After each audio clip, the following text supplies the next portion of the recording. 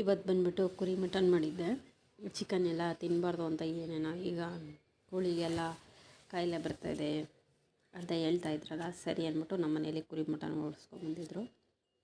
Mutton ಯಾವಾಗ ಮುದ್ದೆ ಅಥವಾ ರೊಟ್ಟಿ ಚಪಾತಿ ಚೆನ್ನಾಗಿರುತ್ತೆ. ರೊಟ್ಟಿ ಮಾಡೋಕ್ಕೆ ಟೈಮ್ ಇರಲಿಲ್ಲ, ಸರಿ ಅಂದ್ಬಿಟ್ಟು ಮುದ್ದೆನೇ ಮಾಡೋಣ ಅಂದ್ಕೊಂಡೆ. ನಮ್ಮ ಮನೇಲಿ ಮುದ್ದೆನೇ ಜಾಸ್ತಿ ಮಾಡ್ತೇನೆ ಆ್ಯಕ್ಚುಲಿ. ಈಗ ಮಟನ್ಗೆಲ್ಲ ಒಗ್ಗರಣೆ ಹಾಕ್ಕೊಂಡು ಉಪ್ಪು ಮತ್ತು ಅರಿಶಿನ ಹಾಕ್ಕೊಂಡು ಸ್ವಲ್ಪ ಬೇಯಿಸ್ಕೊತಾ ಇದ್ದೀನಿ.